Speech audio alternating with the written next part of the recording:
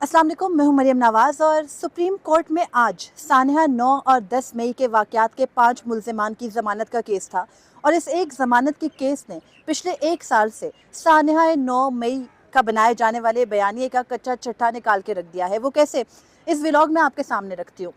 सानिया 9 मई यानी पिछले साल जब इमरान खान को इस्लामाबाद हाई कोर्ट के अहाते से गिरफ्तार किया गया और मुल्क भर में पीटीआई की जानिब से एहतजाज किए गए, तब मोबाइल फ़ोन नेटवर्क्स को बंद कर दिया गया था। फुटेजेस बाद में आई, लेकिन बाद में ये कहा जाता रहा कि जानबूझ के एक साजिश के तहत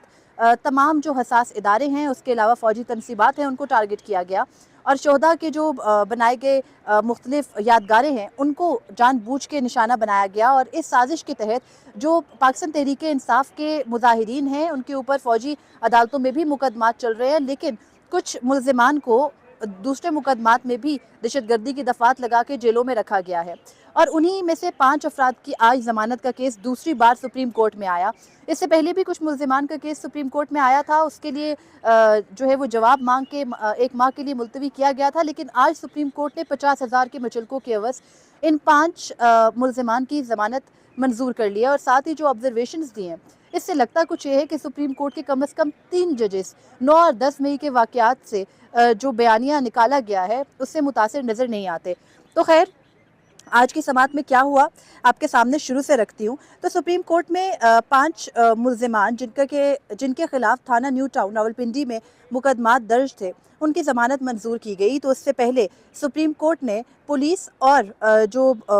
तफ्तीशी थे पुलिस के, उनको और उसके अलावा जो पंजाब हुकूमत है उसको आड़े हाथों लिया। प्रोसिक्यूशन की भी खूब क्लास ली गई और इसमें सबसे पहले तो सवालात किए गए जजेस की जानिब से। और जाहिर है, जब जजेस को ये बताया गया कि एक जमात की जानिब से मुनज़्ज़म साजिश के तहत ये एहतजाज किए गए थे, तो इस पर जजेस ने जो सवालात किए वो दिलचस्प हैं। जैसे जमाल मंदोखिल ने सबसे पहले ये सवाल किया कि क्या रैली निकालना या सियासी जमात का कारकुन होना जुर्म है। उसके अलावा उन्होंने कहा कि तलबा यूनियन और सियासी जमातों पर पाबंदियां लगाने से ही आज ये बर्बादी हो रही है। जैसे जमाल मंदोखिल ने कहा कि क्या एक हेड कांस्टेबल के बयान पर साबिक वज़ीर आज़म यानी इमरान खान को गद्दार करार दे दें। उसके अलावा उन्होंने ये भी कहा कि खुदा का खौफ करें, ये किस तरफ जा रहे हैं। उन्होंने कहा कि जस्टिस हसन नज़र रिजवी जो कि बेंच के दूसरे मेंबर है, उन्होंने ये सवाल किया कि मुल्ज़िमान के खिलाफ क्या शवाहिद है, क्या सीसीटीवी कैमरों से कोई फुटेज हासिल की गई है। तो इस पर तफ्तीशी अफसर जो कि अदालत में ही मौजूद था, उसने कहा कि हमजा कैंप समेत दीगर मकामात पर कैमरे मुजाहिरीन ने पहले ही तोड़ दिए थे। जिस पर जस्टिस जमाल मंदोखिल ने कहा कि इसका मतलब है कि मुल्ज़िमान के खिलाफ कोई सबूत नहीं,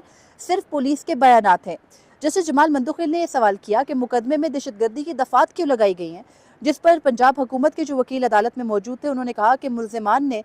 जो दहशतगर्दी की जो दफात हैं, उससे मुतालिक पंजाब हुकूमत के वकील ने यह कहा कि मुल्ज़िमान ने ISI कैंप पर हमला किया। तो जस्टिस जमाल मंदोखिल ने कहा कि आपको फिर इल्म नहीं है कि दहशतगर्दी होती क्या है। उन्होंने कहा कि दहशतगर्दी Sania army public school Peshawar और दहशतगर्दी क्वेटा कचहरी में हुई थी। उन्होंने कहा कि रैली निकालना कब से दहशतगर्दी हो गई। जिसके बाद जस्टिस जमाल मंदोखिल ने यह भी कहा कि असल दहशतगर्दों को पकड़ते नहीं है और रैलियां निकालने वालों के पीछे आप पड़े हुए हैं। उसके अलावा तफ्तीशी अफसर ने जब ये कहा कि मुल्ज़िमान ने अपने लीडर की गिरफ्तारी पर साजिश के तहत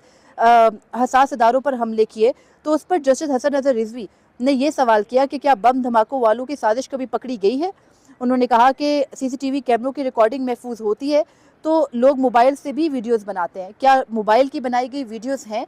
इस पर भी जब कोई जवाब नहीं आया, तो पंजाब हुकूमत के वकील ने यह भी कहा कि मुल्ज़िमान से पेट्रोल बम बरामद हुए हैं, फायरिंग का भी इल्ज़ाम मुल्ज़िमान के ऊपर है। जस्टिस हसन नज़र रिजवी ने कहा कि पेट्रोल बम कोई कहाँ से लाया था, क्या ये मुल्ज़िमान अपने घरों से पेट्रोल बम लेके आए थे। जिस पर वकील पंजाब हुकूमत ने यह कहा कि तफ्तीश में ये पहलू अब तक सामने नहीं आया कि मुल्ज़िमान के पास पेट्रोल बम कहाँ से आए थे। इसके अलावा उन्होंने ये भी कहा कि स्पेशल ब्रांच लाहौर का एक हेड कांस्टेबल इन मुल्ज़िमान के खिलाफ गवाह है, जिस पर अदालत ने यह ऑब्जर्व किया कि हमजा कैंप जो कि ISI का है वो पिंडी में वाक़ है, तो लाहौर से हेड कांस्टेबल कैसे केस में गवाह बन गया। उसके अलावा जस्टिस जमाल मंदोखिल ने यह भी कहा कि क्या हुकूमत के खिलाफ टायर जलाना जुर्म है। उन्होंने कहा कि हुकूमत और रियासत अवाम के लिए माँ और बाप का किरदार रखते हैं। اور ماں اور باپ اپنے بچوں کو قتل نہیں کیا کرتے بلکہ ان کی غلطیوں کے اوپر ان کو مار بھی دیں تو بعد میں معاف کر دیتے ہیں۔ انہوں نے کہا کہ سب کو بند کر دینا یعنی جیلوں میں ڈال دینا مسئلے کا حل نہیں ہے۔ جسٹس حسن نظر رضوی نے کہا کہ پولیس گواہی کے علاوہ کوئی ثبوت موجود ہی نہیں ہے آپ کے پاس۔ جسٹس جمال مندوخیل بولے کہ گرفتاری سے پہلے ملزمان کے نام کیسے معلوم تھے پولیس افسران کو، اور پھر انہوں نے یہ بھی سوال کیا کہ سارے کیس کا یہ سوال کرتے ہوئے کہ نام کیسے معلوم تھے، یہ آبزرو کیا کہ سارے کیس کا ستیہ ناش پولیس نے خود کیا ہے۔ وکیل جو کہ عدالت میں موجود تھے عبدالرزاق، انہوں نے یہ کہا کہ جو ملزمان ہیں وہ بیچارے دکانیں بند کر کے اپنے گھروں کو جا رہے تھے کہ ان کو اس مقدمے کے اندر نامزد کر دیا گیا، جس کے بعد جسٹس جمال مندوخیل نے یہ آبزرو کیا کہ جو تفتیشی ہے وہ اپنی طرف سے ہی کہانیاں گڑھ رہا ہے۔ جسٹس مسرت ہلالی نے یہ بھی کہا کہ حساس تنصیبات بہت سی ہوتی ہیں، کہیں مقدمے میں درج نہیں ہے کہ ملزمان نے حمزہ کیمپ یا ISI کی حساس تنصیبات کے اوپر حملہ کیا ہے، اور پھر عدالت نے ظاہر ہے کہ عدم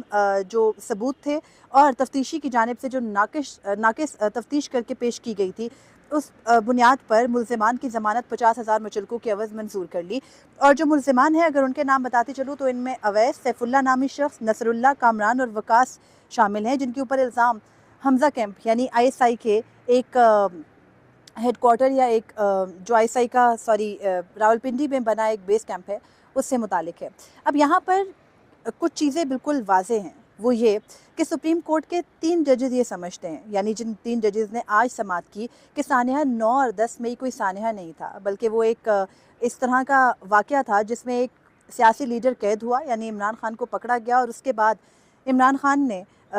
جس بھی طرح سے اپنی گرفتاری دی یا ان کو زبردستی گرفتار کیا گیا، اس کے بعد ایک سیاسی جماعت نے ملک بھر میں ریلیاں نکالی۔ یعنی سپریم کورٹ یہ نہیں سمجھتی کہ یہ کوئی سازش تھی، نہ ہی وہ یہ سمجھتے ہیں کہ جو یہ 9 اور 10 مئی کے واقعات کے اندر قید لوگ ہیں ان کے خلاف کوئی ثبوت ہے، جبکہ پچھلے 1 سال سے مسلسل یہ بات پیٹی گئی اور کہی گئی ملٹری اسٹیبلشمنٹ کی جانب سے بھی اور PDM کی حکومت کی جانب سے بھی، اور اس کے بعد نگران حکومت کی جانب سے بھی، اور اب دوبارہ جو اتحادی حکومت آ گئی ہے اس کی جانب سے بھی یہی کہا جا رہا ہے کہ 9 اور 10 مئی کے واقعات میں ملوث افراد کی کسی صورت کوئی معافی نہیں ہو سکتی، جبکہ سپریم کورٹ یہ سمجھتی ہے کہ یہ ساری جو سچویشن کریٹ کی گئی ہے یہ اس وجہ سے ہوئی کہ ملک کے اندر ایک تسلسل سے واقعات ہوتے چلے آ رہے تھے، اور